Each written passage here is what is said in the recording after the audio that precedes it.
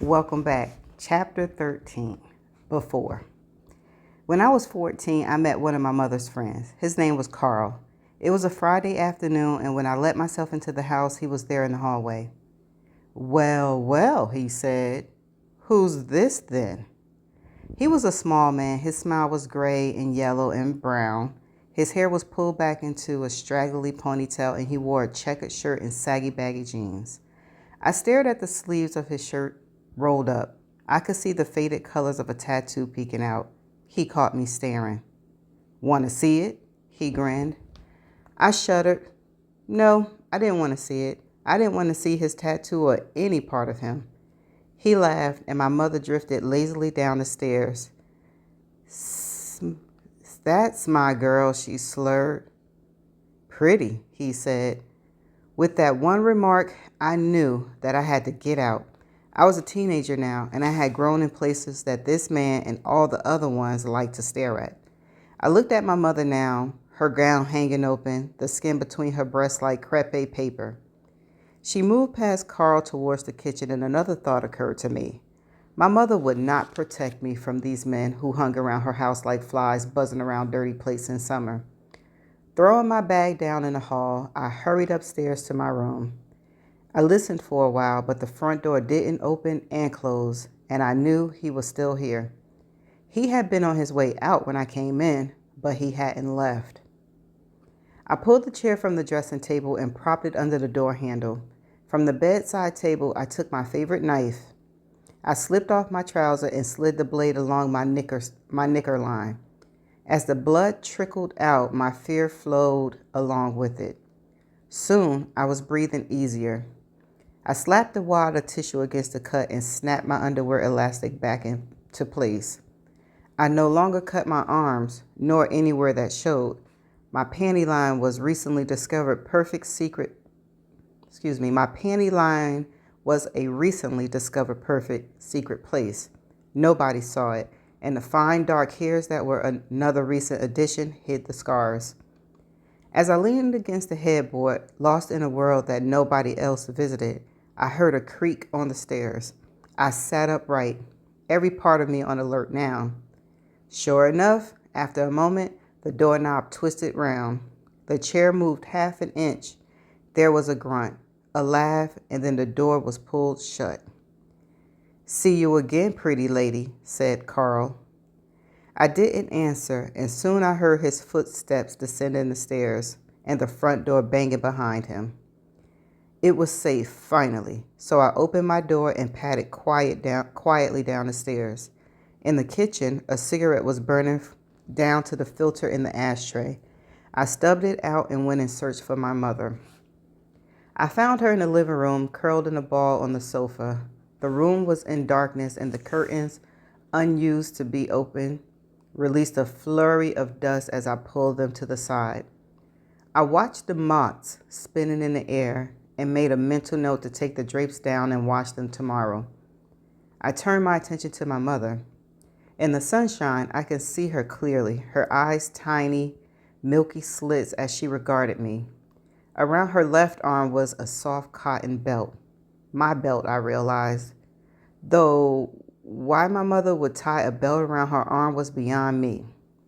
On the floor was a needle, like the kind I recently seen when I had my inoculations at school. I don't know. Inoculations at school. Inside it, a murky brown liquid bubbled. Beside the needle was one of our teaspoons. I bent down to look at it and touched the brown stain then sniffed at it. I didn't know what it all meant, but somehow I knew it wasn't good. I undid the buckle and slipped the belt from my mom's arm. A little blood had stained the neon pink, and I signed. I didn't have any money to buy another belt.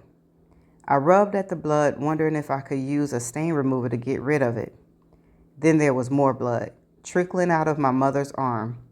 I reached for a tissue and wiped at it, then pressed it against her arm until the blood stopped. In the messy drawer in the cabinet, I found a plaster, and I stuck it to where it looked like the blood had come from. I collected up the belt, the spoon, and the needle and carried them all to the kitchen, placing them beside her packet of cigarettes. Then I returned to the living room, where I draped a blanket over her inert form and got to tidying up the rest of the room. All the while, she slept on. It was an awful existence, no way for a teenage girl to live, but until then, it had been bearable. I kept the house clean along with myself and washed our clothes and ironed them and changed my mother's bed sheets. I didn't mind doing any of that. My mother didn't trouble me, didn't bug me to do homework or lecture me about the dangers a young girl might face. She never kept track of my movements, and because of all of this, I never rebelled like so many of my classmates. A threat had never been there until now. Until Carl. He gave my mother heroin. That was the brown stuff and why she needed the needle and the spoon and the belt. And from the snippets of conversation I heard between them, it was really, really expensive. Carl took payment in kind, and because he could name his price, sometimes he took more than the use of her body. Money that we kept in a jar for electricity vanished and did pieces of my mother's jewelry. She had never done heroin until he came into her life. He had introduced her to it, and I knew it was dangerous. And I soon learned that she couldn't live without it. Don't let him in, I pleaded with her after he'd taken all the cash in the house. She stared at me. Where else am I going to get it from? She asked. This is the best deal. He doesn't always take money. It was unspoken, but that was what I was afraid of. I knew Carl would accept the use of me as payment for Mom's habit, and I wouldn't live like that. Do you have any cash hidden anywhere? I asked her. She shrugged, unable to remember, unable to care. Later, when she slept, I turned the whole house upside down and came up with 40 quid. When she woke, I held it up to her. If he comes, don't let him in. I moved the 4 10-pound notes in front of her face. She followed them with her eyes. I'll get your stuff, just don't let him in. She needed it. I knew that much. At lunchtime, I'd gone to the library and read up on addiction. There was no point trying to make her stop. The brown stuff was too big for both of us. I considered asking Kevin, our weed-smoking neighbor, if he knew where I could get some from. But by then, I knew that heroin and marijuana were very different drugs used by two very different types of people. Although I learned that the weed Kevin smoked was something called a gateway drug, and one day he might move on to my mother's drug of choice too. So that night, when it was nearing midnight, I went out on the streets and headed to the rougher part of town, the Billingham Road. I wondered if I looked out of place in my winter tweed coat, my hair hidden under a black woolen hat, and my mother's scarf concealing the bottom of my face. To my relief, as I moved among the emaciated, toothless users, nobody gave me a second glance. Horror crept in as I realized that I must have looked like I belonged there. I moved past the teenage youths, knowing they would be dealing weed or pills, and edged my way into a cluster of men.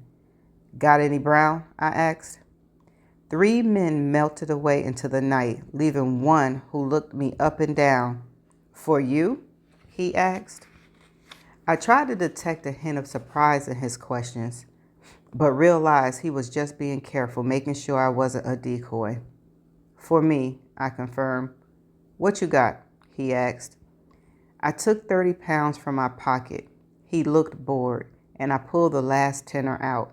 He snatched it, rubbed the notes between his fingers. Then, to my astonishment, he handed me 4 packets wrapped in tin foil. Then, as suddenly as the other men who had been with him, he was gone. I put the foil envelopes in my pocket. I couldn't believe I had got 4. Heroin, it seemed, wasn't a very expensive habit after all, in spite of what Carl had told my mother.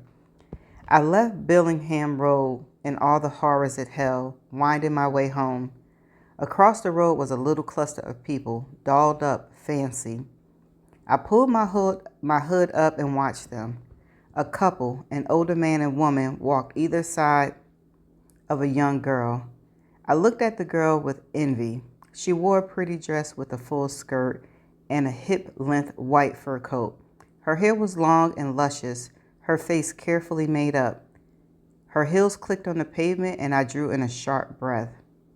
It was Rebecca Lavery, the girl from my school who had been removed from her home and sent to a loving family. Were these her foster parents?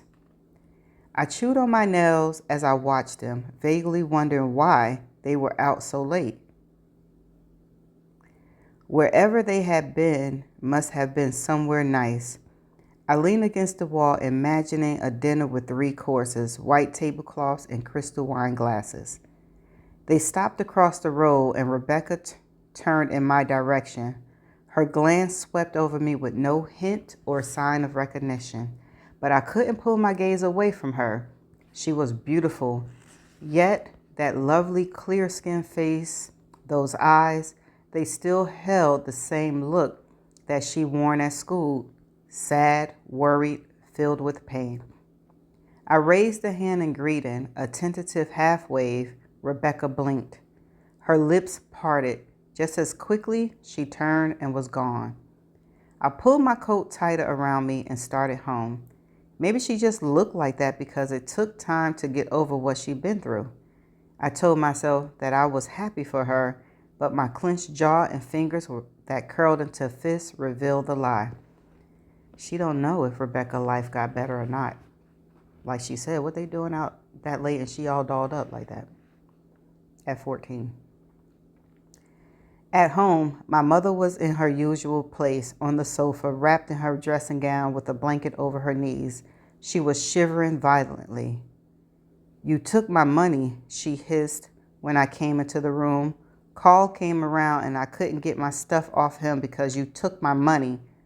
I took a seat opposite her. "I told you not to let him in, don't you remember?"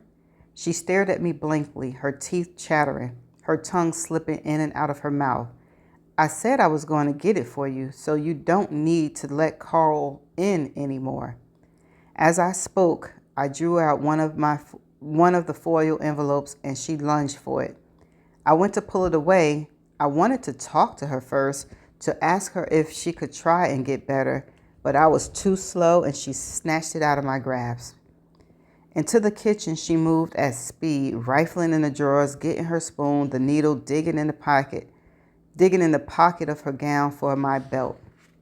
"Mom, I need to talk to you," I pleaded. "I really want to try and help you get better. I don't want to have to live with you like this." Impatiently, she brushed me aside and headed back to the living room. "I know, I'll stop soon," she said as she set about heating the spoon with her lighter. I watched the spoon as it turned brown and acid. She didn't even keep her paraphernalia separate. I would eat from that spoon. Once I had washed it up, a slow burn began inside of me, and I felt something close to hatred as the liquid began to bubble. I left the room before she put the needle in her arm. Damn, that's a damn shame.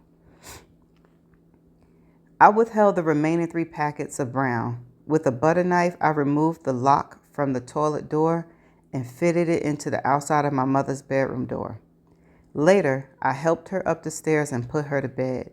As careful as I could, I removed my belt from around her arm, rubbing her withered skin to get the blood flowing. Irritated, she pulled away from me and burrowed under the bedclothes like a child. I placed 3 large bottles of water and a bucket on the floor by her bed. On the windowsill, I put 2 pots of yogurt, a banana that was already on a turn, and a packet of biscuits. I stared at the snacks, knowing she wouldn't eat them, but it felt like a nurturing thing to do. It was the kind of thing a mother would do if she had a sick child. My mother snored and whistled, and I backed out of the room and quietly closed the door. I took a deep breath and slid the lock into place. Then I sat down with my back to the door and waited. That's the end of chapter 13. So she's going to force her mother to try to get clean. Ooh, child. That's sad. That's sad to have to grow up in that. But chapter 14. Paula upended all her bags, checked the pockets of her jeans, her coat, the carrier bag by the bed that contained the few souvenirs she had purchased. She opened the wardrobe, rifled through the clothes in there, even checking the pockets of Tommy's body warmer and dinner jacket. With her hands on her hips, she stood in the center of the suite and turned in a full circle. Had she even had her phone when she went out today? She thought back, tried to remember the last time she had used it. She hadn't pulled it out to take any photos when she was in Adonis today. She hadn't been in the mood. Abandoning her search, she went to the sliding doors and slipped outside. The howling wind pummeled her face and she gasped and hurried back in, pulling the doors closed behind her. The ship's horn blasted, signaling that they were about to leave port. Through the glass, she stared across the narrow strip of water to the area lined with benches where she had sat earlier. And as the ship rocked gently, she groaned at the thought that her phone might be left behind on land. Turning her back on the dockside, she ran across the room to the door and pulled at the handle again, holding her breath. When it didn't move, she exhaled, tears spiking her eyes. The captain's cautionary tale over the loudspeaker came back to her. The Maelstrom, the deadly whirlpool that sucked ships and passengers to their death. They were sailing near it. What if there was an accident? What if they were pulled into it? She would be left here in the cabin, unable to get out and make it to the lifeboats. Her breath came quicker. Beaten, she rubbed at her face. Her eyelids were heavy, as though she'd been awake for days, and she moved over to a chair and sank into it. She noticed she hadn't closed the sliding doors fully, and the curtains flapped in the breeze, the chill coming into the room making her shiver. Should close the door, she thought, but suddenly it was too much effort to lean forward and slide it completely shut. With the wind howling outside, she leaned her head back and closed her eyes. Confusion overcame her just moments before sleep. What did Anna put in her drink? Anna. For dinner, Anna dressed in a simple black jumpsuit, a thin gold chain around her neck, and her makeup natural. She grabbed her black clutch, put on the tallest stilettos, and let herself quietly out of the suite. The corridor was empty and silent, and the ship's engine hummed a gentle tune beneath her feet. She smiled. They were on the move, and tonight, after the meal, they would be far enough out in the open ocean that she could dispose of Mark. But first, she had other plans to attend to. Outside Tommy and Paula's suite, she stopped and pulled Mark's master key from her purse. He had been more than happy to tell her all about the workings of the ship, and the most surprising one had been the key. In the event of an emergency, striking another boat or terrorism or something else that threatened life, the passengers were to return to their suites and cabin. At the cabin's discretion, all the doors would be locked from the outside. Controversial, Mark had said, but sometimes necessary. Also, not something that the ship line advertised. And it had worked. Anna saw now. Just one turn of the key when she had left the expedition suite earlier, and the red light was still glowing on the door handle button. She inserted the master key now, and with the softest of clicks, the door opened. With the palm flat on the door, she pushed it open far enough to slip inside. The room was in darkness now, but the outside balcony lamp cast a strip of light that cut through the center of the room. In the chair nearest the door sat Paula, her head back, her breathing deep, heavy and even. Anna smiled at herself and backed out into the hallway, pulling the door to, but not closing it fully. The restaurant was heavy, the passengers seemingly revived and in high spirits from their day on land. Anna made her way to the far side near the floor-to-ceiling windows and Tommy's usual table. He saw her approach and stood up, waving to her with a yell. "Anna," he called, "over here."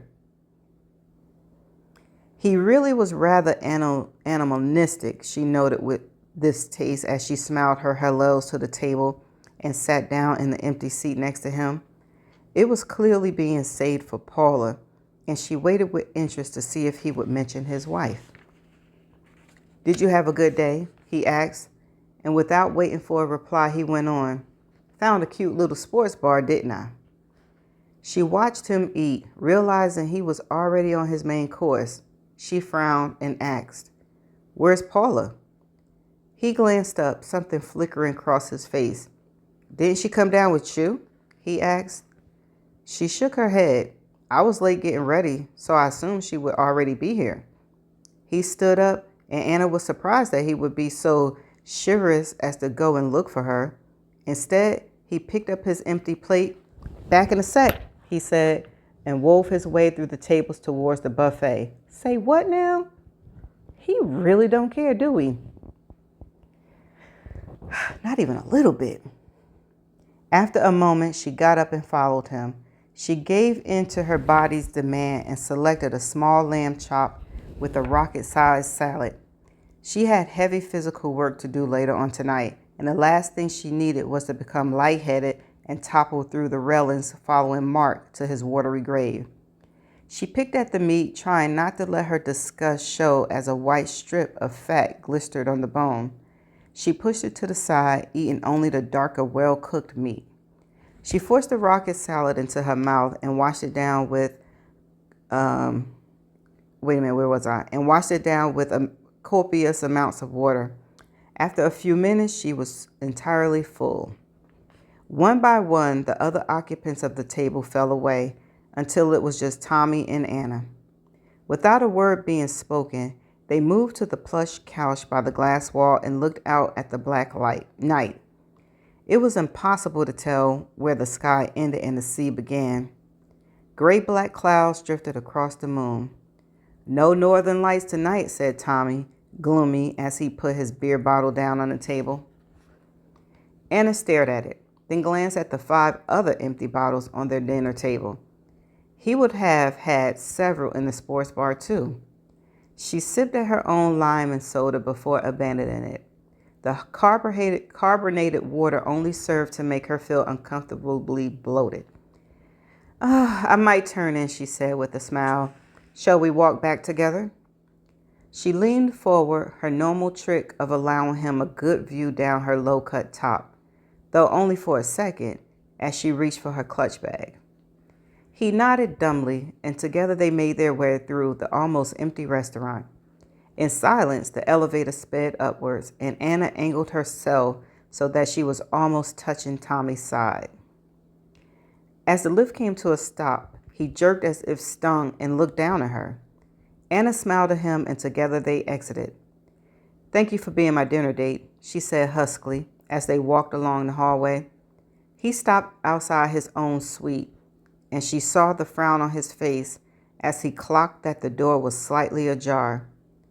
"See ya," she said, pretending not to notice, and threw him a small wave over her shoulder. She made no mention of Paula, and as she slipped inside her room, she was aware of him still watching her until she closed the door silently behind her. Paula. In her medicated sleep, Paula dreamed of the northern lights. She lifted her head and watched the green glow as it filled the sky, then wrapped her arms around herself, feeling troubled. She had thought the lights would be beautiful. Instead, they were sinister, shrouding her, wrapping her up too tight, so tight that she couldn't breathe. Beneath her feet, the ground swirled and rippled. It was a maelstrom that she had heard about. It pulled her into its magnetic grip until she was spinning and spinning, down, down, down. All the while, Tommy stood nearby, impervious to her distress, his eyes on the sky, his face filled with wonder. There was a loud noise, a repetitive clanging and banging, and a pressure on her shoulders. Through the fog of sleep, Paula pushed against it, forcing her eyes open. Her eyeballs stung and she winced at the harsh white light. The green was gone and she was back in her chair in the expedition suite. Everything crashed back at her. She was locked in the suite and her phone was missing. And Tommy, she didn't even know if he had made it back onto the ship. And now somebody was in her room, standing over her, looming and pushing at her. She yelped, thrashed at the heavy shape with her arms, swinging and hitting, remembering being on the deck, the mass there that had shoved at her and tried to kill her. She screamed. A hand, rough and big, clamped down on her mouth and a voice hissed in her ear. Jesus, Paula, it's me. She wriggled away. Tommy? He moved away to sit in the chair opposite her. You were dead to the world. She shuddered at his words and struggled to sit up. Did you see the northern lights? She asked. He shook his head. Nah, too much cloud tonight. Couldn't even see the moon. What happened to you at dinner? It had been a dream, she realized. Those horrible, terrible green lights, the maelstrom, and dinner? She pushed herself up and out of the chair, staggering as her body kept moving even when she stopped walking. Tommy put a hand out towards her. Whoa, he said, steady. She looked at the door, tightly closed, and strode over to it. Pulling the handle, she yanked it open and stared in disbelief. How did you get in here? She asked. The door was open. You shouldn't leave it open if you're sleeping. You were out cold. Anyone could have walked in here and taken anything. As if to prove his point, he got up and walked to the nightstand, checking the pile of money that he kept in the drawer. It wasn't open, she said.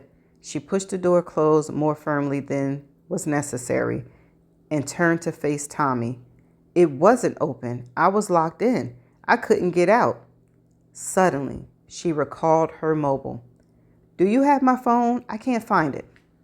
He stopped counting the Iran notes in his hand and looked at her. The door was open. It wasn't closed. You weren't locked in. He shook his head.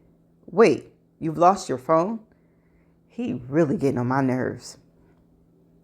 It struck her then, the realization, a certainty, and despite knowing what Tommy's response would be, she voiced her concerns. I'm being targeted, she said, and her voice trembled with emotions. Someone's after me. She watched him carefully. He held her gaze for a moment, then averted his eyes. He scratched at his head. I don't know what you want me to say, he replied, and his tone was weary, as though he heard it all before. Too much has happened, Tommy. She moved over to him at speed, sat beside him on the bed.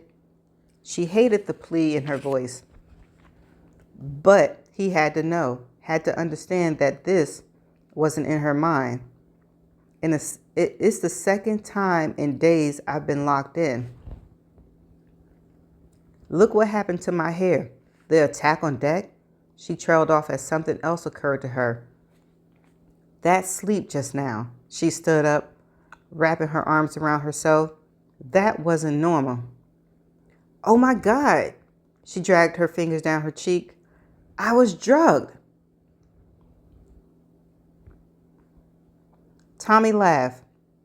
You're obviously not getting to grips with the locks, he said. It's all right. It's a new place, locks and key cards and all sorts of security. Noticing her expression, he pushed on hurriedly. I just think you're anxious.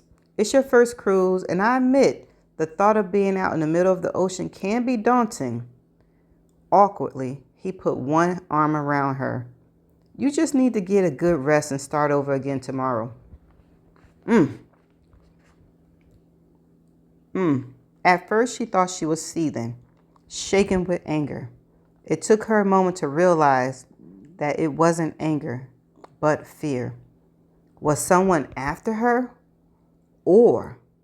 And the second thought was almost worse. Was this all in her mind? No, girl, it is not all in your mind. From the corner of her eye, she watched her husband as he gave her one last squeeze and went to the bathroom, leaving the door open. She walked back to her chair she had been sleeping in. Was it even possible that it was Tommy doing this to her? But we know it's Anna. It was a frightening thought, one that she would never have even considered. Hold on. Sorry, I had some leftover food in my cheek. She would never have considered before this trip. He was capable of a lot. She wouldn't put it past him to have an affair if she were totally honest with herself. She certainly wouldn't be shocked if he eyed up another woman. But this, she was being gaslighted. And in a million years, she wouldn't have thought Tommy would have the capacity to do that. And why would he? He was a narcissistic, though, for sure. His response just now proved that. Something's happening, she said. I don't know if it's you or me, but something's changing. She heard the toilet flush and the tap running in the bathroom. Tommy didn't hear her, or if he did, he didn't reply. I think I mentioned it. Could Tommy and Anna be working together? Anna. The wind had settled a little, and Anna pulled on the stolen wax jacket and picked up a towel and a cushion and went out onto the balcony. She laid the towel on the deck, put the pillow on top of it, and knelt down. She stayed still and silent, listening for evidence that either of her neighbors might be outside on their veranda. Next door in the expedition suite, she thought she heard Paula's voice, shrill and high, panicked and frightened, though she couldn't discern the words. There was nothing to be heard from Tommy. Satisfied that she was alone, she went to work on the bolts. Soon her fingers were red with blisters. It was so cold they didn't sting, and Anna very rarely felt pain anyway. But the look didn't really go with the stylish businesswoman persona she was trying to put out there. In spite of the little piece of meat and the salad she had eaten earlier, the work was even harder than she had anticipated, and she rested as frequently as she dared, which wasn't that much because this needed to be done before first light. Today was Mark's day off. He had told her that back on the night they had slept together. He had said it was a suggestive leer, not even a question, as though she would leap at the chance to spend the day with him. But he would be expected to report for duty tomorrow, and when he didn't turn up, questions would be asked. People might already be asking questions. She knew how workmates were. They generally hung around with each other even when they weren't on duty, a fact that was even more likely on a cruise ship. She glanced over her shoulder at her body. Yes, he had to go tonight. She couldn't risk keeping him in her suite for one more night. So she bent her head to the task and spun the bolts harder and faster. The spanner slipped in her bloody fingers, but she kept going. Finally, the last bolt came free. She picked it up and put it on the threshold just inside the door. In the living room area, she stood beside Mark's body and removed all her clothes. She slipped on the shower cap that came free with the suite and a pair of rubber gloves. Now came the really hard work. It took an age to roll him to the door and over the threshold, sweat pouring freely down her thin body, and the heat of the chore was a strange contrast to the biting cold outside. For the final few feet, she put her gloved hands on his thick, cold skin and wedged the corner of the plastic covering under her knees. Carefully, she unfurled him, gripping the plastic and rolling it up. Finally, he was on the precipice. I'm going to say, I don't know if I'm saying that right. Precipice. The gap large enough for his bulky frame to be pushed through. She clung onto his meaty arms as she scanned the horizon. All was quiet, the sea stretching for miles in every direction. The black under a cloudy sky, not even a hint of moon on any stars. Still keeping hold of Mark, she leaned across him to look down at the balcony below. She clenched her teeth against the chill and with her free arm swiped her eyes clear of tears that had sprung up in the biting wind. He would fall straight down, she told herself. He had to. If a gust came and knocked him onto someone else's balcony, the resulting investigation would be catastrophic. Yeah. There was nowhere to run to on a cruise ship in the middle of the ocean, unlike at William's house, where she'd been able to pack her things and walk away to another life. She pushed herself back, gripping Mark with both hands now, and settled into a crouch. The wind was as still as it was ever going to be, and with a primal grunt, she shoved at him as hard as she could.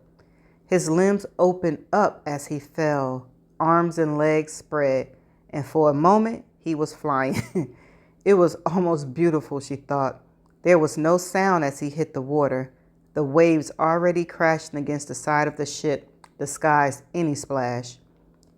She pulled her jacket around her and stayed in a crouch for a while, listening keenly for any shouts or sounds of a good Samaritan raising the alarm. There was nothing, and eventually she stood up and made her way back inside. Paula, I don't know what you want me to say. Propped up against the pillows in the bed, Paula put her head in her hands. His words had turned into a mantra. I don't know what you want me to say, over and over and over again. Had he always been like this, so dismissive? Yes, thought Paula, and she wondered about the other women she knew, whose husbands were possessive and willing to raise their voice and fist in support of their wives, sometimes against their wives. Tommy was too laid back for that. This was a different sort of control. The sun had risen now, after a night of no sleep for either of them. Paula had been too frightened to drop off, and Tommy was simply mystified at her behavior. I want to get off this ship, she said now. I don't know what I've done for somebody to target me so intensely. I just need to leave. She waited a beat and then said pitifully, please.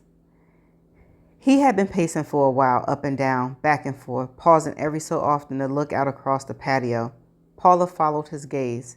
The sea looked calm, blue and glacier, an almost perfect color match to the winter sky. We don't stop now until Iceland.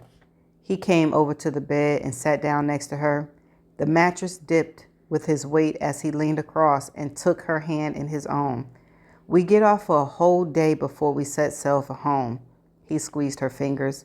You've got cabin fever. She was sure that wasn't it. What even was cabin fever? A form of claustrophobia? If so, that wasn't her problem at all. She would have been quite happy spending more time in the sauna or even in her plush suite, but she had been forcibly locked in. What did you do last night when I was here? She asked suddenly. He shrugged.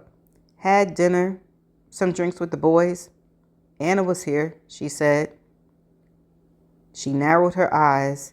Actually, she was the last one who went out that door. As soon as she did, I couldn't open it. She raised her hands, palms up, an unspoken question, and stared hard at him. She was in the restaurant. She had dinner with us, he said. Oh, so it wasn't just dinner and drinks with the boys after all. Even as she spoke the words, she wanted to take them back. They were too combative. She shouldn't confront him like that. He sighed and let go of her hand. Honey, when I came back, this door was open. It wasn't even just unlocked. It was open. Paula bit her lip. He told her that as soon as he woken her up, all along he'd been adamant the door had been ajar, and that heavy sleep she had. Turning away, she wrapped her arms around herself. Was it possible she dreamed the whole thing being locked in thing? No. She shivered, despite the warmth of the room. Was it her mind that was playing tricks on her and not some stranger with a grudge? The deck attack, the push, the missing railing, that hadn't been a dream. But she had been drinking the night she was pushed. Those 3 shots of vodka, one after the other. The way she had staggered and wobbled when she first come out on deck in the freezing night air. As if sensing her hesitation, Tommy put his hands on her shoulders. Look, it's going to be a bright day.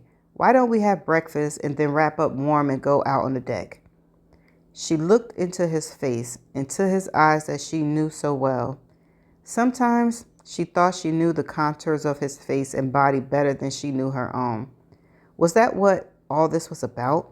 The fact that they'd been together coming up for 2 decades? Things shifted and changed, and maybe everything that had happened to her on this trip and the way he reacted to her recent misfortunes. She felt her mouth turn down. She couldn't blame him. If she were him, she would be irritated with herself too. She nodded reluctantly, her mind made up. Let's go and have some breakfast. He smiled and was up and off in an instant, pulling his shoes on, picking out his thickest coat and hat. She moved more slowly, disconcerted at how easily appeased he was and how quickly he seemed to forget her troubles. That's the end of chapter 14. Paula, you getting there slowly but surely. You putting Anna in the situations and know it's not all in your mind. It happened when Anna was present. So you getting there. I'm giving you that. But you better keep going and stop doubting yourself, thinking that it was all a dream. And then I was like, is Tommy and Anna in on this? Nah. But there's always twists, right? Plot twists. We'll see if Anna's doing this all by herself, which I'm leaning for that she is. And Tommy being so dismissive, she already know that he don't really care. I don't know. I'll just be putting myself in these situations. I'm like, no, I think I would be like, forget you, Negro. You ain't listening to me. I'm about to figure it out all on my own. I would start becoming an investigator, because she said as soon as Anna left, that's when the door got locked.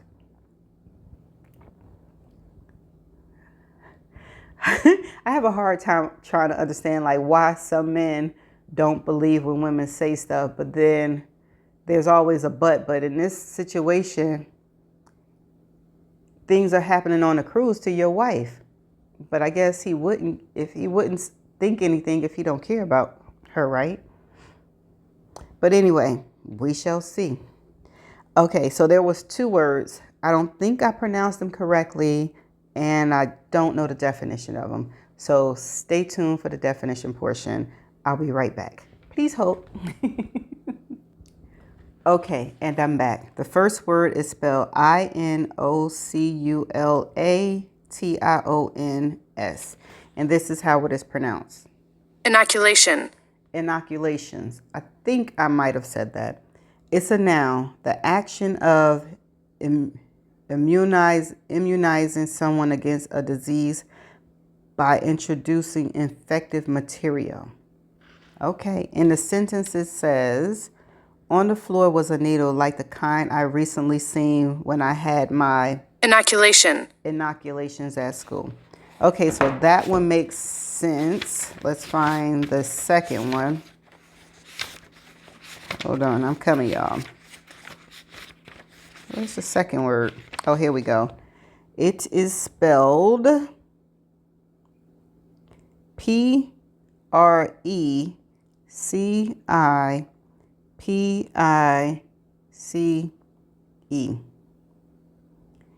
And this is how it is pronounced. Come on.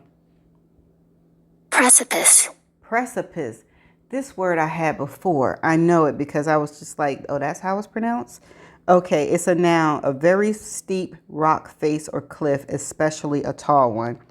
Okay, in the sentence it says, finally, he was on the precipice, the gap just large enough for his bulky frame to be pushed through. Does it make sense? Yeah, kind of. It's like an edge kind of like thing like that. All right, so that's the end of the definition video, and I'm gonna just see y'all in the next chapter. Bye for now.